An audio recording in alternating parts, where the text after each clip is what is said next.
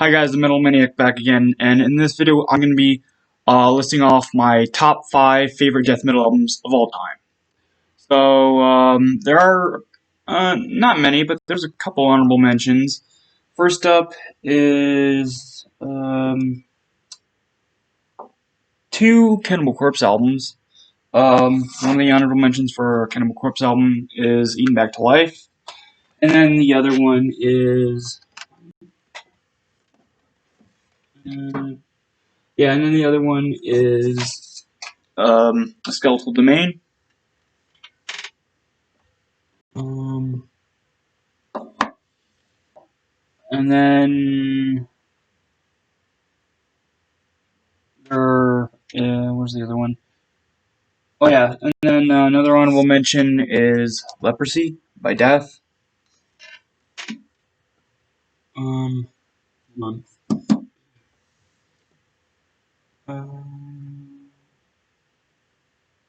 Yeah. Oh wait, no, there's another honorable mention. And then the last of the honorable mentions is Gateways of Annihilation by Morbid Angel.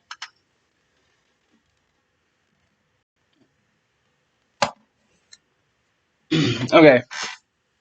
So now to the top 5. At number 5 is Severed Survival by Autopsy. This one, the only reason why it's not higher is because if there's one major flaw about this that people will find, I don't find it as a major flaw, but I think a lot of people find it as a major flaw. But a lot of something that I would think people would find as a major flaw is the fact that the songs don't sound the same. The bass line does, like, a lot of the bass work does sound the same. Songs, and the riffs, certain riffs sound slightly the same. But I mean, I don't have a problem with it. It's not, they do it well, but I don't know. I know some people would have a problem with that. But that's the only reason why I can't rank it is because I don't have a problem with it, but it's just something that I don't think would, I mean, it would be higher if there was a lot more diversity in terms of riffs and stuff. But that's the only reason why this is a lowest on the list, but I still really love it.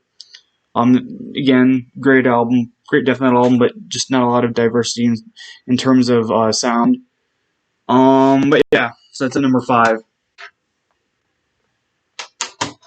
At number 4 is Altars of Madness by Morbid Angel. Like I've said before, definitely the most technical album of the old school death metal era. But yeah, even though it's very different, even though it's very different from most old school death metal albums, it's still really good. I'd say, hold on. Oh yeah, going back to the my number 5 for a moment. I'd say 3 of my favorite songs off of here are Charred Remains, Ridden with Disease, and Funeral Reality. Okay, back to this for a second. Back to this. Anyway, yeah. I mean, the only reason why it's not higher is because there is one song that I think is pretty weak, and that is "Lord of All Fevers and Plague." But other than that, it's an amazing album. I'd say my 3 favorites from this album are Visions from the... I'm already messing up my words. Anyway, Visions from the Dark Side, Chapel of Ghouls, and Evil Spells. But yeah, it's just an overall great album. It is one of my favorite vocal performances throughout the album. David Vincent does an awesome job.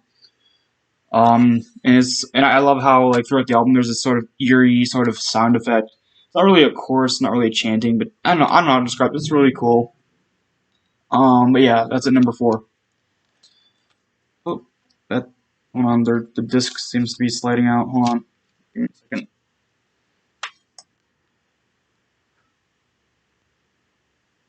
Come on.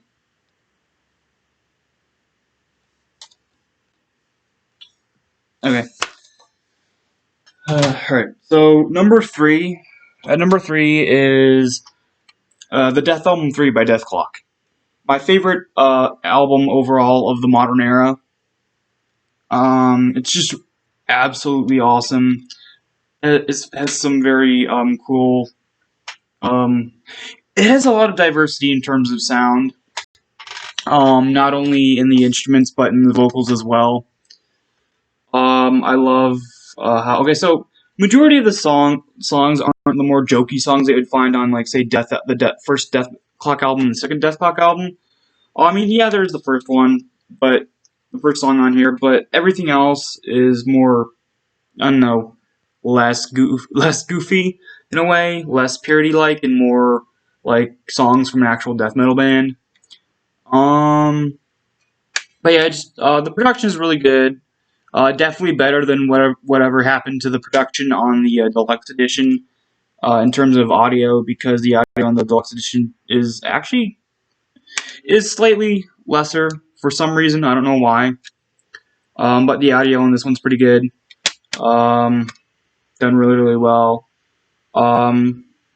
This is probably the most audible Brendan Small's voice has ever been on a Dethklok album.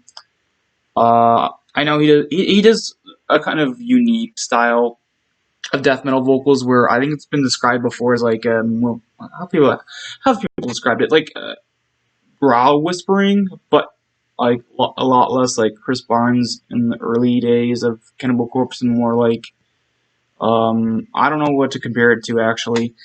But yeah, he does a lot of those vocals on the majority of the other songs on the other albums, but on this, he actually is more audible. I don't know if it's just because it's better production or just because he changed his vocal style a little bit more. But yeah, his vocals are awesome. This album has some of the best, not only guitars, but some of the best guitar solos of any death metal album.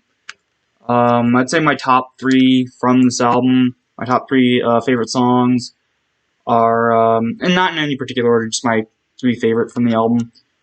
Starved, The Hammer, and Rejoin. And that album art's really cool too. I love it. Yeah, that's at my number 3 spot. Alright, number 2. My second favorite death metal album of all time is From Beyond by Massacre. This one is also kind of unique, considering how even though it's still from the old school death metal era, it has a lot. It's an in-between between being raw and primal and more sophisticated and technical. Also, it's a lot more thrashy than usual for an old school death metal album. I would say, I mean, yeah, it's unusual for like the early '90s, because yeah, you would expect that from time to time on like early death metal albums, say like anywhere from like 87 to 89, you would expect there to be a lot more thrashy stuff sometimes. But this is 1991. This was released in 1991, so I don't know. I don't know, but it sounds really good. Like I've said before in my review, tracks 1 to 6 are a lot more on the thrashy side, and then tracks 7 to 10. 7 to 9 or 7 to track 7 to 9 or 7 to 10 are a lot more leaning towards the death metal sound, and then tracks 11 to 13 pick up the thrashiness again. But yeah, I absolutely love it. Just an overall perfect album. That's my number 2. My number 1 is my favorite death metal album of all time, and it's Scream Bloody Gore by Death. Yeah, I actually have quite a few debut albums on the list. Hold on. 1, 2, 3, 4. I have 4 out of my 5 albums on this list are debut albums. Interesting. I did not have that planned. I didn't even think about it. I just thought about what are my top 5. I didn't really think that a lot of them were going to be debut albums. Anyway, but yeah, Scream Bloody Gore, an absolutely awesome album. No imperfections whatsoever. Yeah, there are people out there who complained, oh, the production is terrible.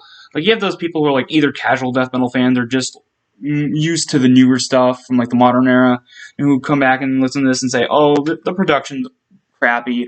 Oh, I can't hear what Chuck is saying. Like, yeah, they're death metal vocals, but, like, he's very far away sounding and stuff like that. And it just shows that, like, a lot of people, especially nowadays, especially with the younger generation, like, I know I'm 22, but I mean the younger generation, like, people are still in their teens or maybe even tweens, like that generation, where, like, they listen to this stuff and they're like, oh, it's not as good as the newer stuff just because they aren't old enough to sort of go back and appreciate. Yeah, I wasn't around when this album was released, but I'm old enough to where I've had a lot of time to go back and listen to some older stuff and appreciate it more, whereas the newer generation is still young and they don't have they're still getting into the newer stuff and aren't really I don't, I'm going on a rant. I'm so sorry, but yeah. Anyway, so yeah, a lot of people, the newer generation, don't really appreciate these older albums, um, and just take for granted what technology we have now in terms of studio recording stuff.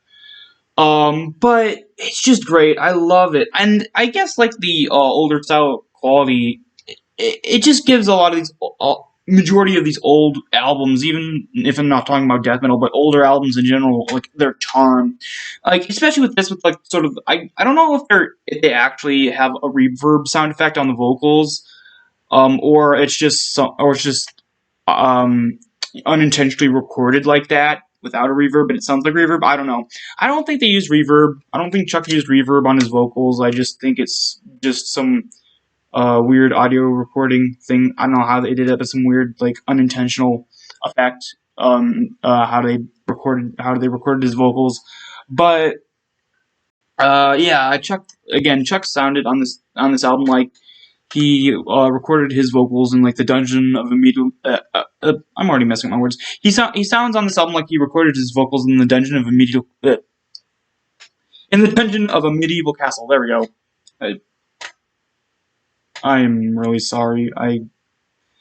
Some days are better than others in terms of me getting out my words correctly. Anyway, not making myself look like a fool. Anyway, so yeah, his vocals are just awesome. What I'm gonna say? Oh yeah, so overall, just, again, awesome atmosphere. I love it. Let's see. Oh, there's a scratch on here. Anyway, I would say my top three favorite. Okay, so it's really hard with this album because I love all the songs. It's really hard to pick just three. But if I was gonna pick three, I'd say Zombie Ritual, Baptized in Blood, and Evil Dead. But yeah, it's really hard to pick just three. Oh yeah, and this version does come with a second disc, which has demos on it. Ooh, I'm gonna be really, really careful. I'm trying to flip over the disc. Hold on. The thing gets caught.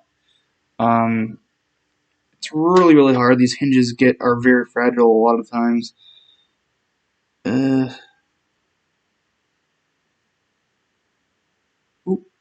There we go. There we go.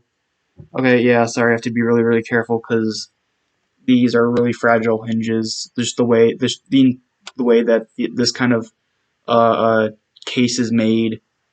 Man, I really wish they would go back and just make them gatefold cases, like gatefold jewel cases, like with the hold on. The Number of the Beast album from '95, the '95 version, even though it is a double disc, but they have, like, it's like a gatefold type hinge, which is a lot better and a lot less fragile than whatever kind of hinge they use nowadays. Because nowadays it's just very fragile, and, like, if you turn it wrong and it snaps, you're just gonna have to buy a whole new case. Just, yeah, or a whole new album, because you can't even. I don't know if you can even buy duo disc cases like this. I don't know, separately, but yeah. So, again, I'm going on another rant. I'm so sorry. Anyway, so yeah, that's it for that back in the sleeve. But yeah, so that's it for this video. Hope you guys enjoyed, and I'll see you next time.